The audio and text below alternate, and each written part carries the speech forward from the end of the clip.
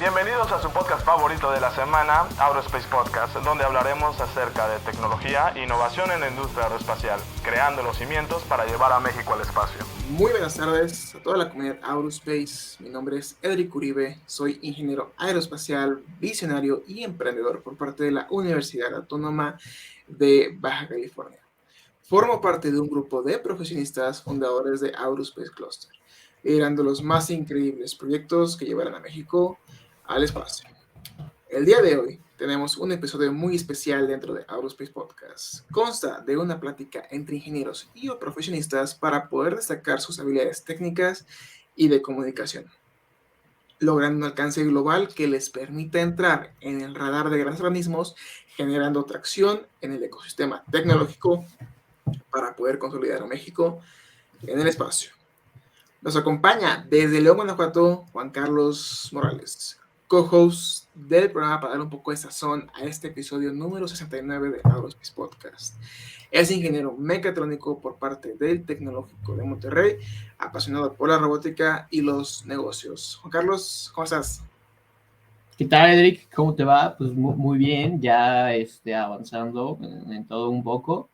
Y pues qué bueno volverte a ver, ¿no? Sí, de hecho, ahorita tenemos un episodio muy especial. Parte de este episodio pues ha sido ya planeado con anticipación, con un gran invitado por parte de la Agencia Espacial Mexicana, y pues estamos muy honrados de que una persona de tal magnitud esté en este programa. Entonces pues aquí ahorita que sale el stream directamente por Twitch para la gente que sea apasionada por el podcast, y pues vamos a ver qué podemos conocer más sobre nuestro invitado. ¿Qué te parece? No, pues claro, la verdad, pues espero que pueda dar a conocer pues a algunas iniciativas o sobre todo pues quién es para pues toda nuestra audiencia y pues que cada vez más personas se unan pues a esta industria, ¿no? Por supuesto que sí. Muy bien. Primero que nada, agradeciendo a todos nuestros colaboradores de este programa, como lo es el Clúster Aeroespacial de Baja California y a la UABC por ser pionera en temas aeroespaciales en México. Sin más preámbulo, me gustaría presentarles a una persona que está por poner el nombre de México muy en alto. Es ingeniero aeronáutico por el IPN, ha estudiado en la National Space University, ha trabajado en Telecomunicaciones de México por varios años y actualmente es gerente de oficina para la coordinación de desarrollo industrial, comercio y competitividad por la Agencia Espacial Mexicana. Es también secretario técnico del Comité Técnico de Normalización Nacional del Espacio. Para todos ustedes, en el podcast número 69, Luis Rodríguez. ¿Qué tal, Luis? ¿Cómo estás? Bien, buenas tardes, ¿cómo estamos? Muy buenas tardes. Aquí emocionados de tener aquí en el programa después de ya varias pláticas, varios correos, varios WhatsApps. Estamos muy contentos de tener aquí pues a un representante de tal magnitud, y pues ahora sí que en base al programa usualmente destinamos la primera pregunta que a nuestro queridísimo host Juan Carlos. Entonces, Juan Carlos, te cedemos el honor. Claro, pues muchas gracias por estar aquí y la verdad creo que pues sería importante considerar la trayectoria que tienes y sobre todo por lo novedoso que ha sido pues la ingeniería aeronáutica pues, en nuestro país. Yo creo que tú, al ser una de las generaciones que ha ido creciendo, ¿no? Con todo este auge, pues, por decir, cuando tú estudiabas quizá no estaba los cohetes de Elon Musk, como hoy en día hay muchas personas que ven eso y quieren formar parte de la industria o quieren hacer algo, ¿no? Mi pregunta va directamente, ¿cómo has visto la evolución de la industria espacial desde que estabas, pues, en el Politécnico con esta carrera quizá nueva? Y pues, ¿qué se siente, no? Llegar a ser, pues, alguien que representa a México directamente en esta área. Muchas gracias, Juan Carlos. Muchas gracias, Eric. Pues bueno, contestando tu pregunta, la verdad ha sido una evolución bastante vertiginosa. A decir verdad, cuando yo empecé a estudiar ingeniería aeronáutica, de hecho, desde la preparatoria me dijeron que era mejor que ni siquiera la estudiara porque no veía mucha perspectiva de desarrollo. y que la mayoría de los egresados terminaban trabajando en algunas actividades de mantenimiento aeronáutico, ¿no? Entonces, desde ahí, pues, fue como la primera barrera mental que tuve que vencer para poder decidir estudiar algo, y dije, bueno, si no es posible aquí, lo continuaré, lo trabajaré de alguna manera en el extranjero y buscaré la manera de seguir desarrollándome. Entonces, en ese momento ni siquiera pensaba siquiera la posibilidad de estar trabajando en alguna parte del sector espacial, ¿no? Ya no digamos lo aeronáutico, ¿no? Fue entonces cuando llega el 9 de septiembre en Estados Unidos e infortunadamente pues esto generó un cambio social, tecnológico y político alrededor del mundo, ¿no? Entonces la mayor parte de la manufactura se desarrollaba en otros países, pero no en México. Entonces, parte de las políticas, cambios y evolución que derivó ese ataque terrorista, pues, que, insisto, fue infortunado, fue que de alguna manera también se fijaran hacia el sur, ¿no? Hacia la frontera sur, y ver qué se podía desarrollar en nuestro país, ¿no? Ya había algún crecimiento en el clúster de Querétaro, y de hecho fue de la generación que yo egresé, fue de las primeras generaciones que empezó a trabajar en Bombardier, en la planta de manufactura, ¿no? de componentes aeronáuticos, la primera que se aventuró a ese nuevo camino que ya era la manufactura de aeronaves. Posteriormente, viene este nuevo desarrollo de la parte espacial, pero insisto, yo creo que ni siquiera lo tenía en el radar.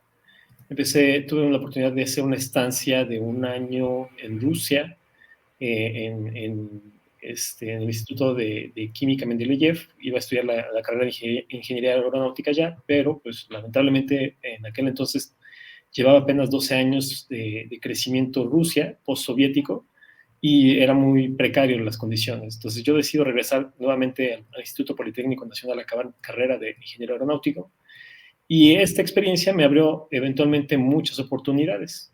Una de ellas fue que al final de la carrera, junto con otro grupo de compañeros, hicimos una estancia de verano, por la primera vez que se hace una estancia de verano por parte del IPN y de Ingeniería Aeronáutica, en el Instituto de Aviación Espacial de Kharkov. Y ahí tuvimos la oportunidad de trabajar con túneles de viento y algunos laboratorios de estructuras. Posterior a esto fue que empecé a ver la posibilidad de seguir creciendo, y empiezo a estudiar una maestría ya en México, en el CIME Zacatenco, y ahí me encuentro con un amigo que por cierto, le mando un saludo, ojalá algún día pueda escuchar este podcast. Él fue el precursor de empezar a introducirme a la parte de la cohetería. Alonso Jabal Quinto fue un estudiante de esta maestría. Posteriormente decide abandonarla, se va a trabajar a Querétaro por razones personales. Incluso hoy en día él está trabajando combustibles sólidos para cohetes en Reino Unido, ¿no? Entonces él fue el primero que me indujo a la parte de la cohetería experimental, a la cohetería amateur, y con él fue que empecé a hacer mis primeros desarrollos. Insisto, aún en ese instante ni siquiera pensaba desarrollar o acercarme al sector espacial, a pesar de que ya habíamos hecho algunos cohetes académicos junto con otro compañero egresado también del IPN, que se llama Ciro Zárate, general Ciro Zárate, quien actualmente es docente en la Universidad Marista en Guadalajara, y él desarrolló parte de un cohete experimental para el ejército mexicano. Entonces, con ellos fue con los que tuve la primera oportunidad de acercarme a los cohetes. Tiempo después, en la tesis de maestría, yo pretendo continuar con la parte de motores de combustión interna, en específico lo que es la mecánica de fluidos y el análisis de capa límite en álabes de turbina, porque realmente ese era mi objetivo. Mi objetivo era trabajar en General Electric, o trabajar en Honeywell, o trabajar en otras de esas empresas que se enfocan en el desarrollo de turbinas, porque ese es, dentro de otras de mis pasiones, la mecánica de fluidos es una de las cosas que me llenan bastante.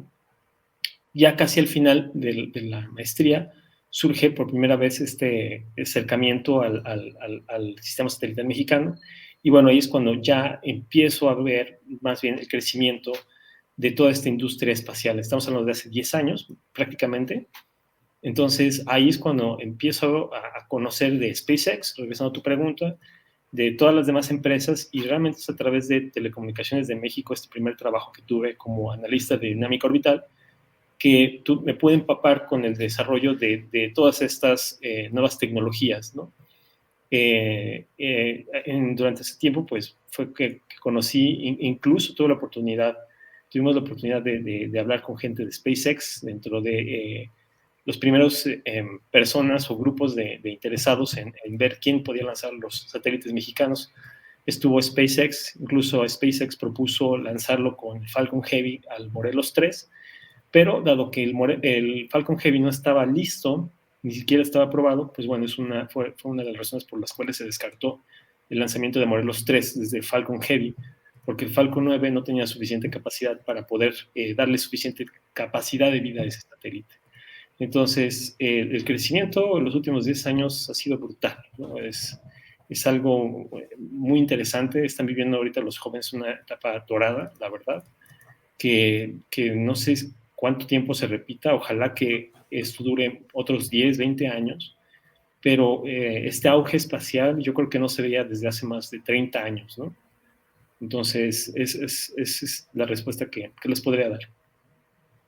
Por supuesto, y de hecho fue una excelente respuesta. Abordamos parte de tus inicios en la parte aeronáutica, y así como comentas, han sucedido diferentes siniestros eventos donde pues vas formando el carácter, vas formando pues esa trayectoria. Dijiste que querías trabajar pues parte de la industria, y pues actualmente pues estás en una de las entidades pues más importantes para el desarrollo o la migración, y voy a tomar la palabra que usó Juan Carlos, la evolución del humano. En este caso pues sería la Agencia Espacial Mexicana. Básicamente a la pregunta que quiero llegar, Luis, ¿cómo es que esta experiencia, el expertise que fuiste adquiriendo a través del año, te ayudó para poder así vincularte directamente en la parte gubernamental? ¿Cuál fue ese camino, esa experiencia que tuviste que pasar? ¿Tuvo que ver alguna aplicación? O sea, ¿aplicaste para alguna vacante? ¿Te buscaron? Posiblemente el hecho que estés involucrado en diferentes temáticas aeroespaciales te pudo haber ayudado para poder estar ahorita en la posición en la que estás. No sé qué más puedes platicar, Luis. Sí, bueno, yo creo que regresando un poco a la parte académica, y algo que fue muy crucial fue el tener más de un idioma.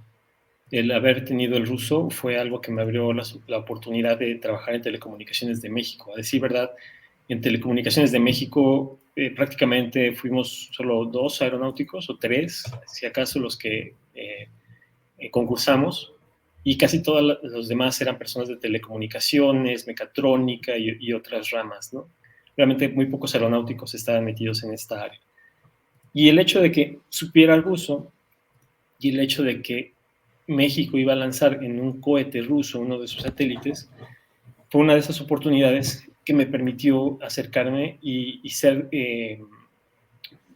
uno de los pocos ingenieros que tenían un perfil muy específico que buscaban en ese momento, que era alguien que tuviera conocimiento de turbomáquinas, alguien que tuviera conocimiento de inglés, conocimiento de ruso, porque al mismo tiempo no iba a ser de hecho la única actividad que iba a realizar. El objetivo de mi trabajo en Telecomunicaciones de México era la dinámica orbital, es decir, el cómo mover el satélite y hacer todas sus operaciones rutinarias, ¿no? Y aquellas operaciones de contingencia que se tienen que hacer en la operación de un satélite de comunicaciones geoestacionario, y eso fue parte de lo que me llevó a mí a estar trabajando en Telecomunicaciones de México, y lo que me abrió muchísimas oportunidades, ¿no?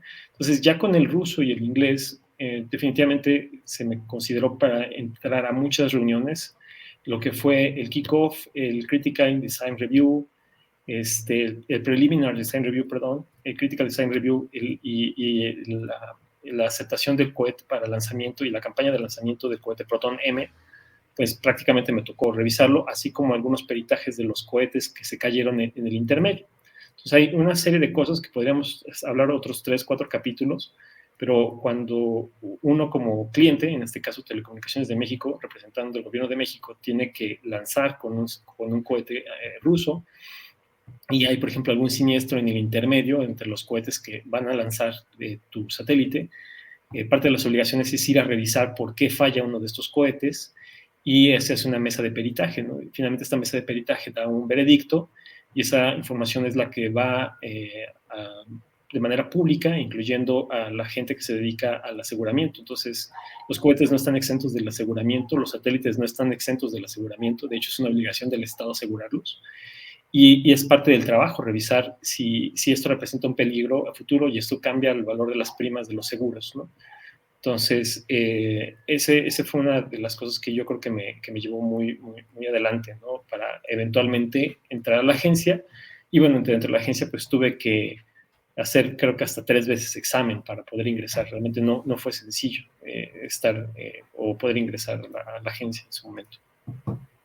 Wow, aquí estamos muy consternados y emocionados y también impactados de las historias. Me imagino que el hecho de que del simple idioma ruso has de contar con diferentes historias, viajes, y experiencias, ¿no? Entonces, yo tengo 2 preguntas, a reserva que ahorita Juan Carlos haga una.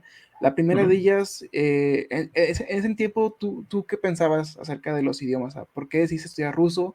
Me imagino que igual por la misma carrera era como no sé, era como algo primordial o algo que ya fue por gusto y eventualmente pues pegó.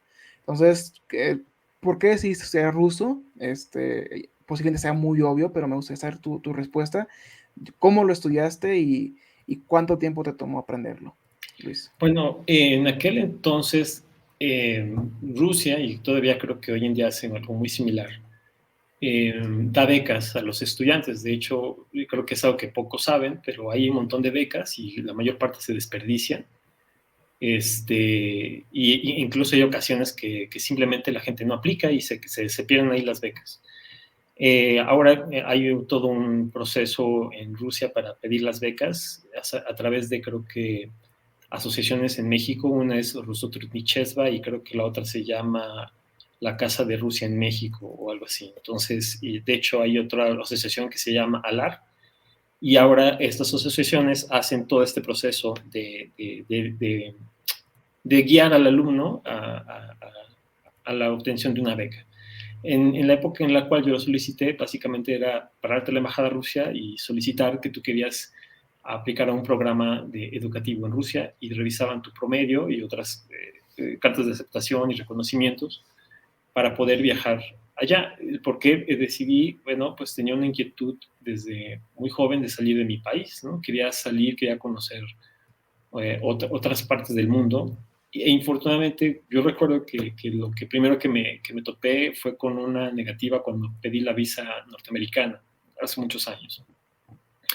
Entonces no fue sencillo, y sabiendo que no se daban becas tampoco a Estados Unidos para el nivel de licenciatura, a menos que pues, tú te pagaras una universidad, Rusia sí lo hacía, y por eso es que decidí ir el camino por Rusia en ese momento, ¿no?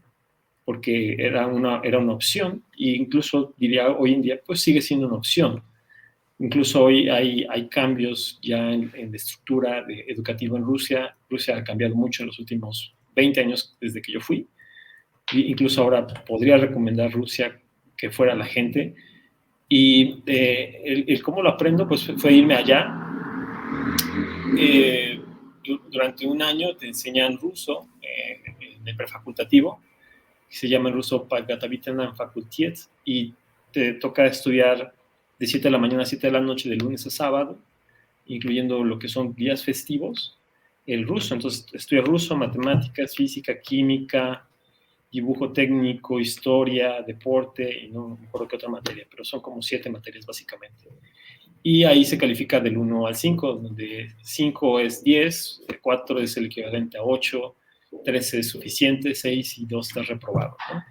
Entonces, básicamente, es el estar ahí pues, te obliga a tener más de 4 en calificación para poder mantenerte en los estudios en las universidades rusas, ¿no? Ese es más o menos el camino.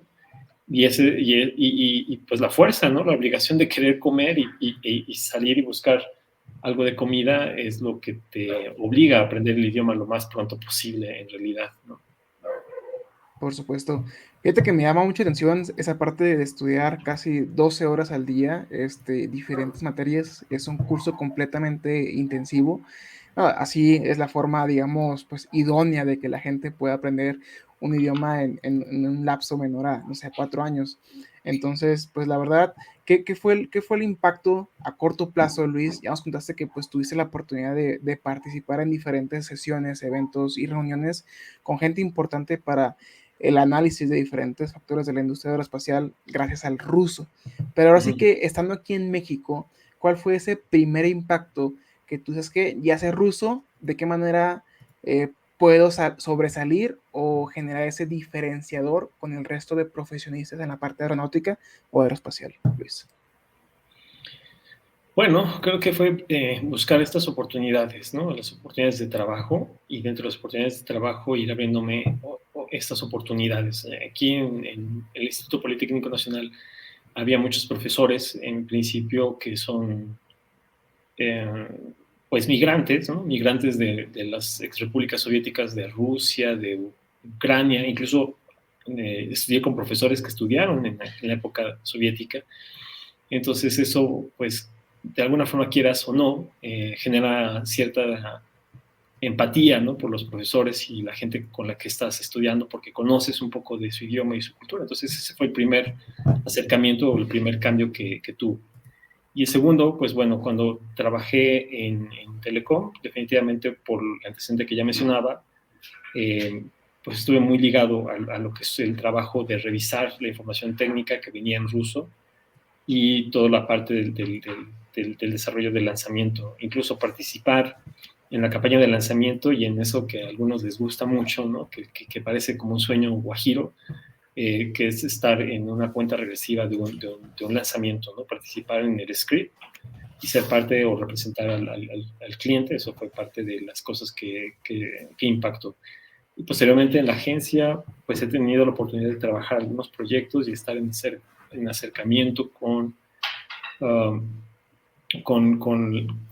no solo con los rusos, sino también con ucranianos, ¿no? He tenido la oportunidad de trabajar algunas cosas con nuestras contrapartes, ¿no? De las agencias espaciales ucranianas, y recientemente pues tuve la oportunidad de platicar con Roscosmos y con Glavcosmos, ¿no? Que es la parte comercial de Roscosmos. Entonces, de alguna forma sí da ciertas ventajas el hablar el idioma, porque aunque ellos hablan inglés, definitivamente cuando hablas ruso con ellos, te da una ventaja en que puedes obtener más información y escuchar cosas que luego generalmente, por incluso la misma barrera del idioma, no se escuchan, ¿no?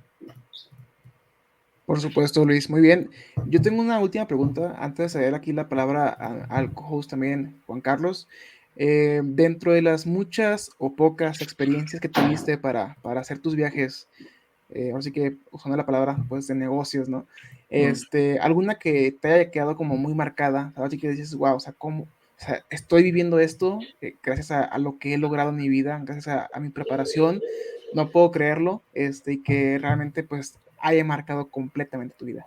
¿Cuál es esa historia, Luis, que te dejó perplejo y pues con un buen sabor de boca? Bueno, tengo quizá algún par de ellas. Una que recuerdo pues con singular alegría. Yo creo que haber ido a Baikonur con dos astronautas, ¿no? Como parte del equipo de trabajo, con José Hernández y con Daniel Olivas, conocer el complejo, ¿no? Donde por primera vez el hombre salió al espacio, conocer la pista donde aterrizó el Buran, por ejemplo, ¿no? Conocer todo el complejo de desarrollo de Proton. Eso, la verdad, fue una de las cosas que me llenó de mucha satisfacción. Estar allá a menos 22 bajo cero, haciendo un survey, un trabajo de revisión de dónde se iba a hacer la campaña de lanzamiento previo a ese lanzamiento. Fue una de esas experiencias que guardo con singular alegría. Y también cuando lanzamos con Atlas de manera exitosa el Morelos 3 en Cabo Cañaveral, ese día coincidentemente fue mi cumpleaños número 33. Y sí, la verdad son experiencias muy, muy enriquecedoras el poder coincidir, ¿no? De alguna manera el que pueden ocurrir eventos personales y al mismo tiempo estar trabajando, ¿no? Ver cómo se eleva ese cohete que lleva ese satélite y eventualmente desarrollar lo que son los procesos del control de ese satélite son cosas que te dejan muy marcado. A mí, lo personal, me dio mucha satisfacción poder ver el satélite desde su plataforma de lanzamiento, desde su plataforma en la bahía de integración en Boeing, en Virginia, en el segundo California, ver cómo salía desde Cabo Cañaveral y eventualmente manejarlo, por decirlo así, desde México, pues es algo que da mucha satisfacción profesional. Claro que sí. Juan Carlos, ¿alguna pregunta que tengas para nuestro invitado de hoy en el podcast número 69 con Luis Rodríguez por parte de la Agencia Espacial Mexicana? Claro, ¿no? Sin duda, pues qué buenas historias nos estás contando. Pero bueno, pues muchos querrán saber cómo entraste a la Agencia Espacial Mexicana, porque pues igual, ¿no? A lo mismo de pues esta evolución de todos los, digamos, organismos y agencias y pues también empresas. Digamos, la Agencia Espacial tiene poco tiempo que ha sido como pues conocida, ¿no? La verdad, no estoy seguro en qué momento estuvo, pero yo por ahí vi desde como más o menos 2015, 2014 que empezó pues a salir y se le empezó a dar más publicidad. ¿Cómo entraste a la agencia? ¿Cómo quisiste pues formar parte pues, sí, de esta historia, ¿no? Sí, bueno, eventualmente sabía que el trabajo que realizaba en Telecomunicaciones de México iba a ser rutinario. En algún instante iban a cesar los lanzamientos, en algún instante íbamos a dejar los satélites en punto y el resto iba a ser una operación que tuviera que ser darle seguimiento, salvo que hubiera contingencias. Entonces, yo me planteaba en mi vida profesional que tenía que hacer algo más, ¿no? que tenía que realizar algo diferente. Y durante ese tiempo también conocí a varias personas de la Agencia Espacial Mexicana. De hecho, algunos de mis ex compañeros de telecomunicaciones salieron antes que yo y uno de ellos, por ejemplo, ingresó a la Agencia Espacial Mexicana. Es el doctor Isaí Fajardo, que actualmente creo que está haciendo su postdoctorado, me parece, allá en Japón. Y él fue de alguna manera uno de los primeros que ingresó o que dio el salto de telecomunicaciones a la Agencia Espacial Mexicana. Después, en 2015, empezó a haber una posibilidad, ¿no? de ingresar a la agencia. También hubo movimientos dentro de la agencia y hubo vacantes. Recuerdo que estuvieron anunciadas más o menos a principios de enero del 2016 e hice los exámenes. Hubo un concurso abierto, se abrió la vacante en las páginas de Facebook de la agencia, me parece, creo que fue donde lo leí, y realicé el primer examen y no quedé. De hecho, en el segundo examen quedó otro ex compañero que trabajó un tiempo ahí, y posteriormente, hasta el tercer intento, vuelvo a hacer el examen y finalmente es como quedo, ¿no? en la gerencia de comercialización de la Agencia Espacial Mexicana. Entonces, también era cierto que pues no era solo entrar por entrar, ¿no? O bueno, no sé cómo sea la perspectiva de ustedes, pero al menos dentro de las vacantes estaba buscando algo que me llamara la atención. Y el perfil de gerencia de comercialización me llamó la atención porque involucraba de alguna forma el acercamiento a la industria. Y recuerdo que dentro de los varios diálogos que llegamos a tener en el acercamiento con Boeing, con Lockheed Martin y otras empresas, es que pues se necesitaba tener cierta visión y cierta perspectiva para poder entrar y conocer cómo vincular a estas empresas al lado mexicano. Y la verdad es que en ese sentido la agencia ofrece una plataforma para poder acercarse a las empresas, porque finalmente es es visible, ¿no? A nivel internacional, cualquier agencia en realidad. Entonces, eso era un paso que quería hacer y, bueno, quería también ver qué proyectos podía realizar dentro de la agencia. Entonces, todo eso es lo que me llevó a hoy en día seguir trabajando en la agencia, ¿no? En varios proyectos. Excelente, Luis. Pues así que una experiencia que casi nadie puede tener el honor de platicar. Es la primera vez que hacemos una entrevista con algún representante, si se puede usar la palabra correcta, por parte de la EM. Esperemos que en algún futuro podamos tener un poquito más de interacción con este organismo y pues así que trabajar juntos, generar sinergia. Aquí aprovechando un poquito el tiempo que nos queda, me gustaría hacerte la invitación, Luis, si nos pudieras platicar acerca de este comité, que es el Comité Técnico de Normalización Nacional del Espacio, sus siglas COTENE.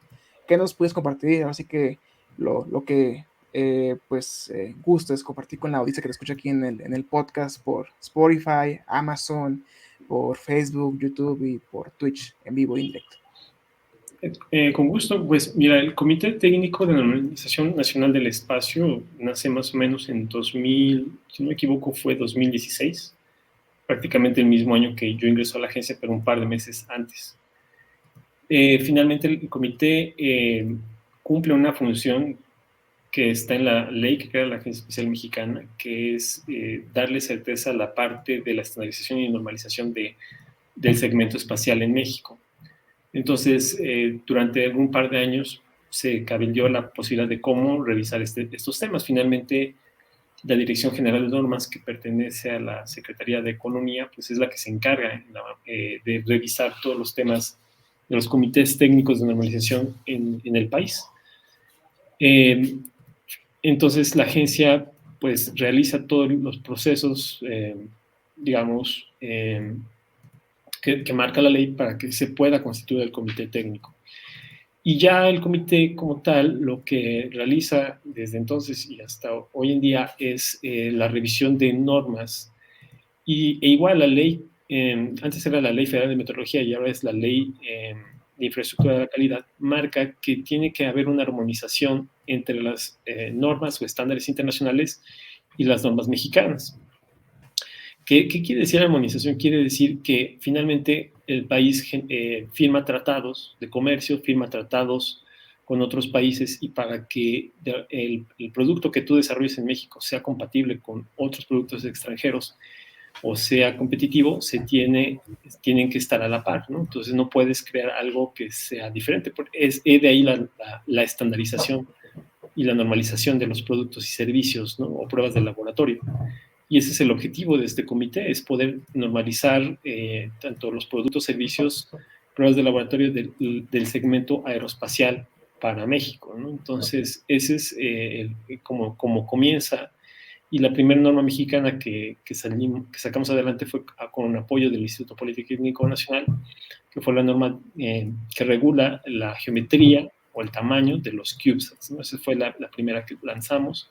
Posteriormente sacamos otra de gestión de riesgos en sistemas espaciales y estamos trabajando todavía un par más que esperemos que puedan salir. La pandemia definitivamente ha hecho cambios, ¿no? Ha ralentizado un poco el proceso y al mismo tiempo, creo que ya lo mencionaba, hubo un cambio en la ley, ¿no? Entonces el cambio en la ley también genera posibles modificaciones, tanto en cómo se va a llamar este comité, posiblemente en el futuro. Todavía no queda muy claro porque falta la emisión del reglamento de la Ley de Infraestructura de la Calidad, pero seguramente se llamará Comité Técnico de Estandarización Nacional del Espacio. Entonces las normas mexicanas pasan a ser estándares a secas. Y bueno, hay todo un cambio. Finalmente, quizá me gustaría mencionar que la normalización y la estandarización también surgen desde la época del Tratado de Libre Comercio, del primer Tratado de Libre Comercio, porque era uno de los requisitos finalmente para que México pudiera abrirse en un mercado internacional y pudiera haber competitividad entre ambas naciones, ¿no? Eso es lo que me gustaría quizá puntualizar. Excelente, Luis. Así que es una gran aportación el que puedas compartir con toda la audiencia con toda la comunidad aeroespacial que se está formando aquí en México, con todos los grupos académicos, estudiantiles, universidades, incluso los nuevos ingenieros, los nuevos profesionistas que están adoptando las nuevas tecnologías, participando en eventos y que de cierta manera el desarrollo de soft skills en algún futuro va a ser primordial, trabajo en equipo, negociación, comunicación, va a ser importante ahora sí para crear las bases y los cimientos para llevar a México al espacio. Entendemos que el talento ya existe, ya está, solamente hace falta agruparnos, trabajar, entender que somos todos juntos, de que una persona, a pesar de que tenga grandes logros, de que vaya a diferentes eventos en la NASA, en la agencia, a Rusia, no para generalizar, pero sí es importante que esas personas eventualmente pues ayuden a estas otras personas o a las nuevas generaciones para que ahora sí, en lugar de ir a Rusia, los rusos vengan a México. Entonces, antes de pasar aquí a la sección favorita de Juan Carlos, que son las preguntas rápidas de cultura general acerca de quién es Luis Rodríguez y sus gustos, me gustaría si pudieras decir un call to action, un llamado a la acción para la gente que te escucha, si pudiéramos manejar esta dinámica que sea en ruso y ya después su traducción. ¿Qué opinas, Luis? Caray, pues no estaba preparado. Pero, ¿qué será? Primero en ruso, ¿verdad?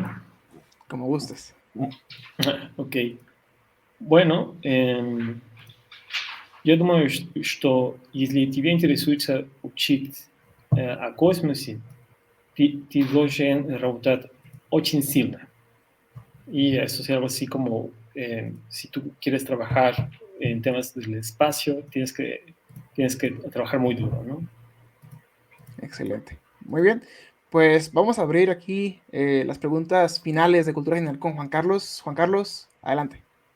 Gracias, Claro, Luis, nosotros tenemos una tradición ya que es de este programa, que supongo que no sé cómo lo tomes, pero Luis, ¿cuándo crees tú que el humano llegue al planeta Marte? Todos nuestros invitados han contestado y me gustaría que nos dieras como un por qué, ¿no? ¿Por qué será en corto tiempo, si así lo piensas, o por qué en tanto tiempo? Y pues hablar un poco de eso, unos 2 o 3 minutos entre nosotros para entender pues tu postura, ¿no? Pues mira, la verdad es que ha sido un poco cambiante. Igual y lo que yo diga, pues solo es una perspectiva y la verdad, eso creo que queda en manos de quienes están actuando directamente esto, ¿no? Que es principalmente Estados Unidos. Desde mi óptica, yo creo que se daría a principios del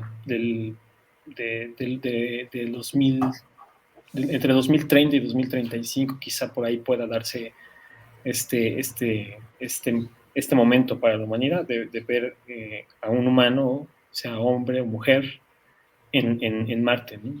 Primero yo creo que tienen que volver a regresar a la Luna y bueno, hay muchos retos.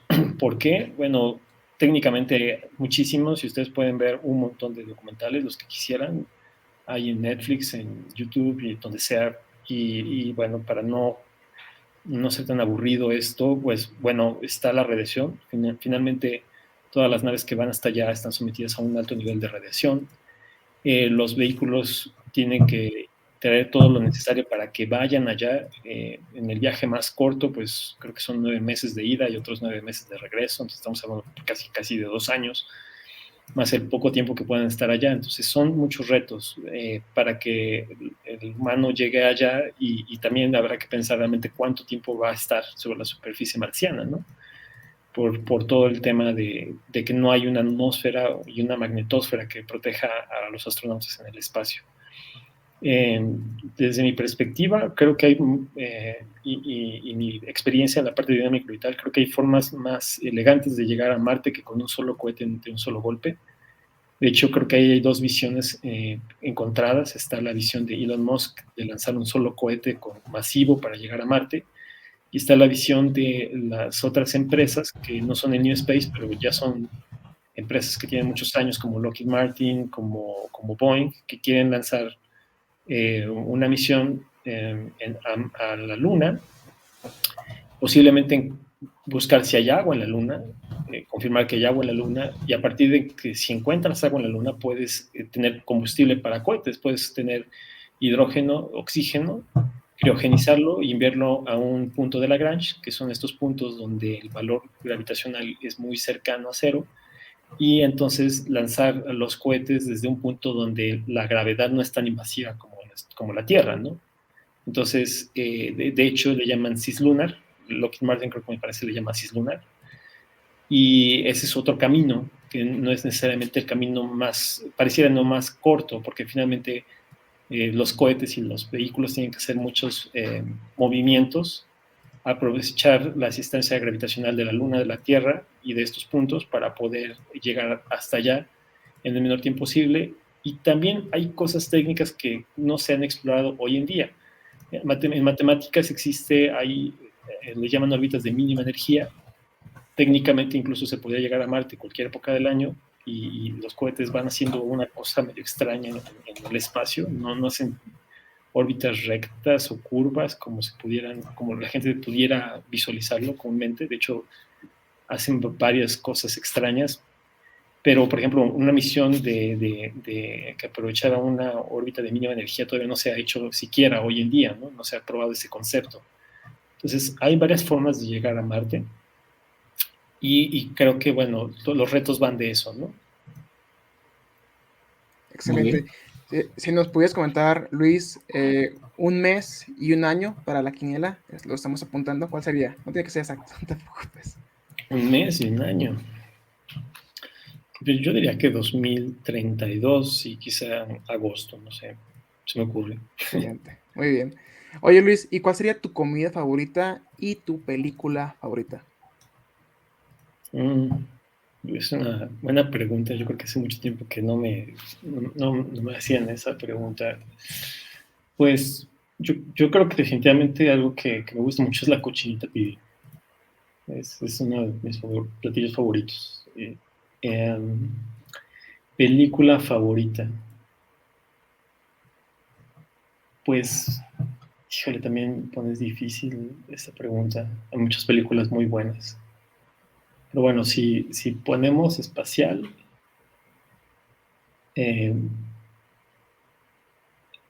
yo creo que sí, aunque suene muy comercial, pues la verdad es algo que me gusta mucho, Interstellar, quizá por la música, sobre todo, ¿no? Claro, oye, bueno, igual creo que todos tenemos momentos en la vida en los cuales nos preguntamos, oye, ¿cómo no lo supe antes? ¿No? Y sobre todo tú que tienes, pues, experiencias peculiares, vaya, ¿cuál crees que es este momento, no? Igual puede ser algo totalmente random, ¿no? De que, cómo no sabía pues no sé, que tan fácil se hacía una sopa de cebolla, por ejemplo, o de este tipo de cosas que dices, wow, nunca me imaginé que fuera tan sencillo. ¿Tendrás algún momento de estos que nos quieras compartir?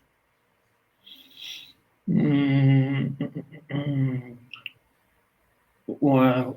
Pues, no sé, creo que en la vida me ha pasado muchas veces, más bien, que pienso mucho algo, lo planeo mucho y lo resuelvo, y cuando lo resuelvo en menos de 10 minutos o una hora, digo, ¿cómo es posible que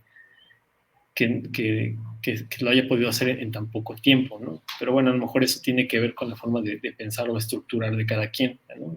A mí generalmente los proyectos los pienso mucho, y cuando los actúo los resuelvo en breve espacio, ¿no? Entonces, ahí no sabría decirte si realmente es porque realmente era sencillo o porque todo el proceso de planificación realmente es el que me llevó a que fuera sencillo, ¿no? Claro. Por supuesto, Luis. Pues tenemos una última pregunta antes de poder finalizar aquí con el stream en Twitch directamente. Exhortamos a la audiencia de Spotify que le dé like, compartir. Bueno, creo que no se puede dar, porque en Facebook y YouTube sí. Pero lo que pueden hacer en Spotify es darle a la campanita de arriba para que se suscriban. Luis, la pregunta más importante: ¿las quesadillas llevan queso? Sí, no, ¿y por qué? No, pues sí llevan queso. ¿Por qué? No lo sé, pero quizá porque sí las comemos por acá en la Ciudad de México. Por supuesto. Gracias, Luis.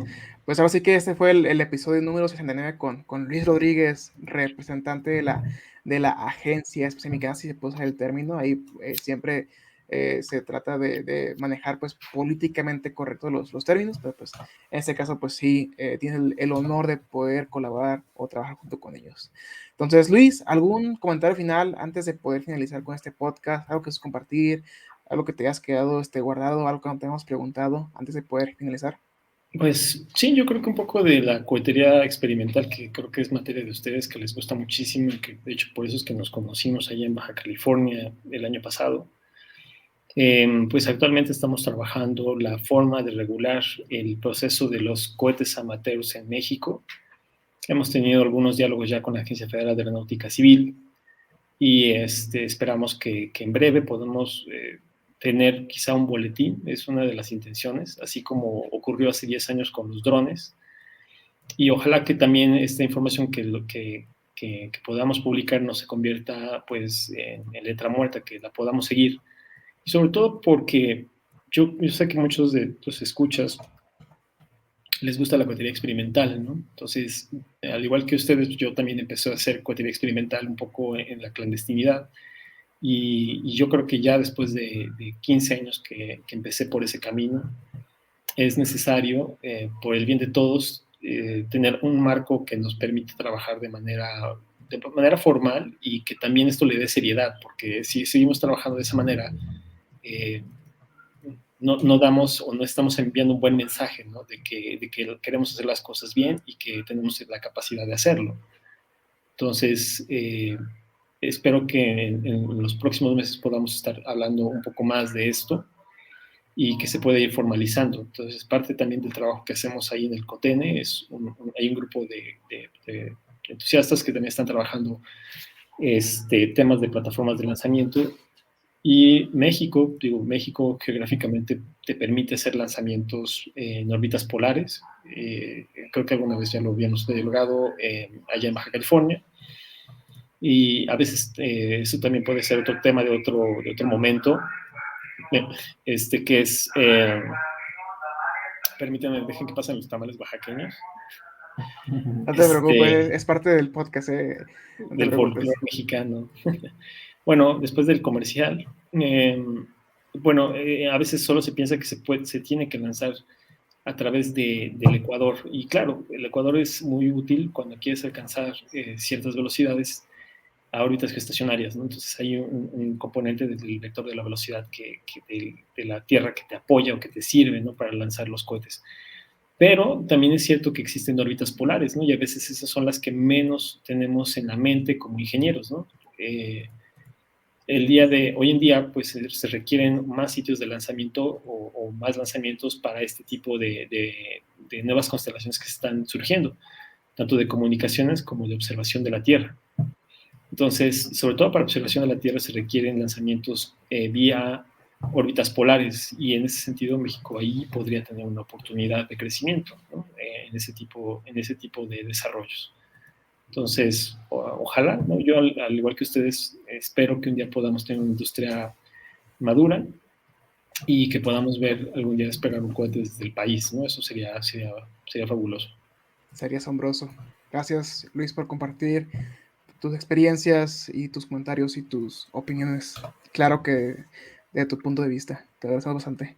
Juan Carlos, ¿cómo cerramos este episodio con broche de oro? El episodio número 69 con Luis Rodríguez. Bueno, pues creo que invitando a todos a que pues sigan a la Agencia Espacial Mexicana. Digo, pues ya lo escucharon que pues la lleva vacante, ¿no? Que Luis ahora, pues bueno, así inició pues en la agencia, pues fue por Facebook. Entonces, pues seguir las redes es muy bueno. Siempre por ahí he visto que suben diferentes convocatorias y pues algunas han sido muy divertidas y otras pues también han sido de clase mundial, ¿no? Tiene muchas colaboraciones con la NASA y demás. Entonces, pues que sigan las redes y pues si quisieran hacer algo de eso, pues es el primer paso, ¿no? Por supuesto. Luis, no sabemos qué tan burocrático sea este proceso, pero cualquier persona que escuche el podcast y que quisiera poder contactar, así que tocar base con la agencia o contigo directamente de manera pues separada o interna junto con la agencia, ¿de qué manera te pueden contactar? ¿Por qué medio? ¿O directamente por las redes de Facebook de la agencia? Algo que puedes compartir aquí con la audiencia. Bueno, digamos, en un día convencional que no fuese pandemia, ¿no? Cualquier persona puede ir a la agencia estrictamente, que se encuentra en la Ciudad de México, e ir y preguntar, ¿no? Entonces, digamos, ese es un derecho que tiene cualquier ciudadano de solicitar información o ir a preguntar. Pero bueno, ahorita la misma contingencia pues nos obliga a observar un poquito el distanciamiento social. Entonces, digamos, esto lo comento a futuro, que yo espero y creo que pues, tarde que temprano esto tiene que cambiar, ¿no? Entonces, en algún momento dado, la gente, si quiere, podría visitarla, ¿no? En ese sentido. ¿Y por qué? Bueno, finalmente porque ahí se encuentra la gente que representa diferentes partes del quehacer espacial en México. Está el desarrollo de capital humano, está el área de investigación, está la área de comercialización, desarrollo industrial, que es a la que pertenezco, está la de asuntos internacionales, ¿no? Entonces, dependiendo del interés de la persona, pues tendría que dirigirse con diferentes representantes, ¿no? Ahora, asumiendo que estamos en esta etapa de pandemia, pues les puedo dejar mi correo electrónico, lo cual también es derecho de ustedes como ciudadanos conocerlo, y en un momento dado, si yo no tengo la respuesta, los puedo dirigir con quien pudiera darles solución a sus problemas o a sus dudas. Entonces es rodriguez con z.luis@aem.gov.mx. Entonces ese es el medio que les brindo a ustedes en un momento dado, si gustan pues preguntar o si tienen alguna duda, ¿no? Excelente, Luis. Pues ahora sí que gracias de antemano por el tiempo, casi un poquito más de la hora ya con el detrás de cortinas que estuvimos ahí preparando el podcast. Aquí te agradecemos todo lo invertido, la experiencia, y esperemos que en un futuro pues parte de los estudiantes puedan ir ahí a la agencia o contactarse directamente por correo para así que llevar algunos proyectos de una magnitud que pudieran generar un valor agregado a esta parte de la industria espacial mexicana. Entonces, Luis, gracias por tu tiempo. Juan Carlos, ha sido un honor otra vez siendo host de este podcast. Mi nombre es Eric Uribe, me encuentran como Eric Uribe en cualquier red social. Y pues, gracias, Luis, otra vez. No, al contrario, gracias a ti, gracias por tu tiempo, y pues les deseo que no solo sea 69, sino que venga 70, 80, 90, 100 y que continúen tus proyectos, que sigas impulsando el segmento espacial y sobre todo esta intención de querer revisar la parte del desarrollo, ¿no? Porque creo que tenemos, si bien es cierto que ya hay bastante divulgación en el país, en varios grupos y jóvenes, creo que no hay todavía esa visión de la parte industrial y el desarrollo, que finalmente es la que necesitan, ¿no? No sirve de mucho estudiar las carreras, los doctorados y postdoctorados si no tenemos dónde venir a trabajar, ¿no? Entonces, creo que es el camino correcto, es el camino al cual tenemos que apuntar todos, ¿no? Ir pensando en cómo desarrollar una industria nacional. Así es, totalmente de acuerdo. Edric. Muy bien. Pues chicos, gracias. Yo me despido para la gente de que nos ve directamente por Twitch en el podcast en vivo cada miércoles, jueves y posiblemente algún lunes. Podcast en vivo directamente por Twitch, y ya el procedimiento normal por Spotify, Facebook, YouTube, dependiendo del canon de los episodios. Entonces, gracias, Luis. Nos despedimos. Cierro la transmisión en unos cuantos segundos, y si quieres nos quedamos un minuto para poder ahora sí que cerrar, así que bien, de manera pues un poquito privada la sesión. Igual ahorita invitamos a la audiencia que comparta el podcast, el primer podcast con una persona, digamos, de la parte gubernamental, si se puede llamar de esta manera, trabajando con la cuádruple hélice o la tetrahélice, que sería el gobierno, la academia, la industria y la sociedad. Entonces, chicos, yo me despido otra vez nuevamente. Gracias y que pasen excelente noche. Hasta luego. Gracias por escucharnos. Si te gustó este episodio, compártenos en redes sociales. Encuéntranos como Aurospace Technology Cluster. Te esperamos en la siguiente edición. Hasta la próxima.